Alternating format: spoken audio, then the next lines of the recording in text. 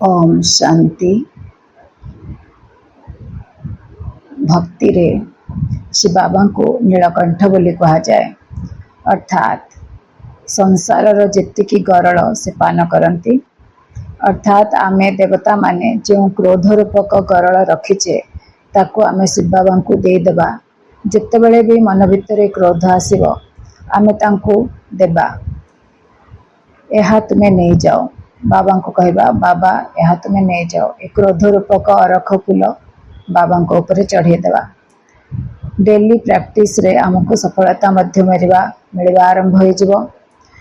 बाबा हमको शिक्षा देउछंती, तो किछि दिन अभ्यास कले, 3 मास जे अभ्यास कले आमे क्रोध रूपक मानसिक रोगरू संपूर्ण रूप से मुक्त हो पारिबा। आमे आगुरी भी क्रोध विषय रे वीडियो बनैथिले, वेराइटी प्रकार क्रोधी मानक विषय आमे जानिथिले। बड़रू छोट पर्यंत केते प्रकार क्रोधी थांती। महान क्रोधी जोश आसे, आवेश आसी जाए, कथा कहती, चिड़चिड़ करती, कहाठारू जहाँ पर रागी थे दूरे जाती, घृणा करती, से व्यक्ति को मूड ऑफ करिक रुहंती, कथा मध्य हेबेनी, रागिक रहिबे, ता कथा को काटिबे नहले इग्नोर करिवे, ताको आगो को बढ़िया को देबेनी, उन्नति करिया को देबेनी। ए भलिया विभिन्न प्रकार क्रोधी थांती। तो आमे निज को जांच करिवा कि आमे मो को प्रकार क्रोधी।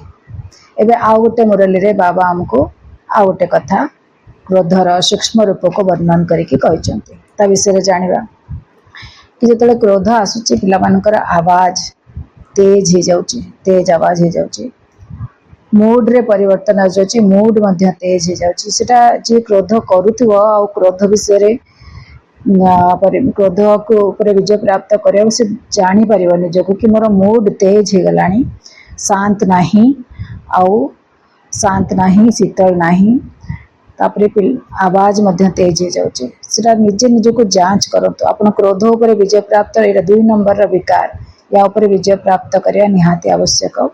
करिके देखंतु जेतबेले आसुची आपणकर मूड चेंज किंबा आवाज रे तेजी, सेतबेले आपण परीक्षा करंतु, तापरे आपण कंट्रोल करि परिबे। ए सब कथा आमे निजर अनुभव रु जांच करिवा। बाबा तापरे हमको बुझाउछंती, जेतबेले तुमे ए सब जिंस अनुभव करूच, जानि पारुच जे क्रोधर सूक्ष्म रूप अटे, तो भाव जे एटा मते चांस मिली एने विजय हेबार, या ऊपर निज या ऊपर विजय प्राप्त करियार मते एने चांस मिली। बाबा हमको बुझी पारुछंती पिला मानकु जे एटा कलिजुग दुनिया, कलिजुग रे किछि ना किछि कारोबार आमे करूछु, कारोबार करू करू कोठी कोठी परिस्थिति एमते आसुची जे क्रोधर सूक्ष्म रूप काम कर दोछि। बाबा कहते अटेंशन दियो, अटेंशन दियो तो विजय प्राप्त निश्चय करिवो। आ गोटे क्रोधर कारण बाबा कहते कि ईर्षा, क्या ऊपर जदि ईर्षा होचे ताहले टिके टिके मन भितर सूक्ष्म रूप से गुप्त रीति घृणा भी रहिबो, ईर्षा भी रहिबो। तो आ गोटे कथा बाबा कहते अन्यर गुण कि अवगुण देखी, अन्य मानक देखी कि व्यर्थ संकल्प चलुचे, सी मध्य क्रोधर मंजी, क्रोधर मंजी से बाबा कहते निज उपर अटेंशन दियो, निजर संकल्प उपर अटेंशन दियो। ब्रह्मा बाबा को देख, मम्मा को देख, तांको फॉलो करो, तांको फॉलो करो। तापरे बाबा आ गोटे कथा कहते, तुम्हें विधि बताउछंती बाबा क्रोध उपरे केमते विजय प्राप्त करिबा। ए जो क्रोधर मंजी विषय कहले, व्यर्थ संकल्प, ईर्षा, घृणा, सेटा भीतर भीतर रहुची, व्यर्थ संकल्प चलुची, तापरे प्रकट हो जाउची। तेणु बाबा विधि बताउछंती तुम्हें सदा निजर भविष्य स्वरूप सामना रे रख। तुमर भविष्य रूप केते सजा सजाया हर्षित चेहरा अटे। पुणी तुम्हें ब्रह्म बाबा को देख, शिव बाबा तो निराकार, किंतु ब्रह्म बाबा तो तुम भलिया साकार रूपधारी, तुम भलिया जिम्मेवारी उठेला वाला, तथापि से केमती सदा मुस्कुराता हुआ खुशनुमा चेहरा तंकर, कारण से सब प्रकार विकार उपरे विजय प्राप्त करथिले। आमे तांको फॉलो करियार अछि, अनुकरण करियार अछि।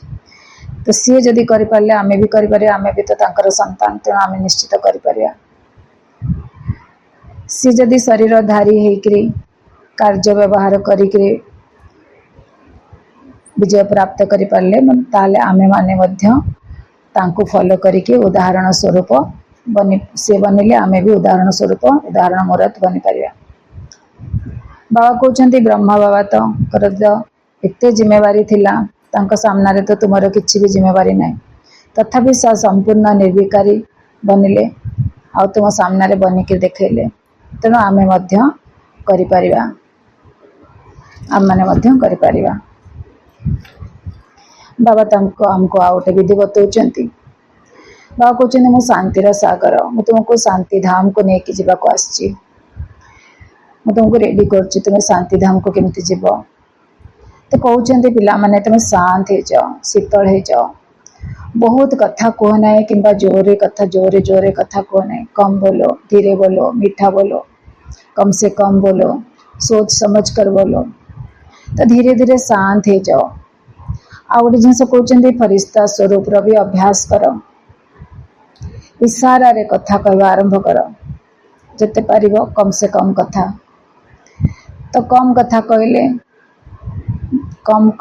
इशारा रे कथा कहले तुम्हें कम कथा कहब कहीं आमको टॉकी रु मूवी मूवी माने इशारा तापरे फाइनली साइलेंस आम टॉकी वर्ल्ड रे अच्छे तापरे आम फरिश्ता बनिबा फरिश्ता लोक रे जीवा सूक्ष्म लोक रे जीवा तेणु टॉकी रु मूवी फाइनली आम परमधाम जीवा साइलेंस रे जीवा। तो ये बाबा हमको भिन्न भिन्न मुरली द्वारा क्रोध उपरे केमती विजय प्राप्त करवा ताहा हमको शिक्षा देउछंती। एमती एमती स्थूल रु सूक्ष्म आड़ को अग्रगति करने पाए साइलेंस रे नेबा पाए शांतिर सागर शिव बाबा को कोटि कोटि धन्यवाद। ओम शांति।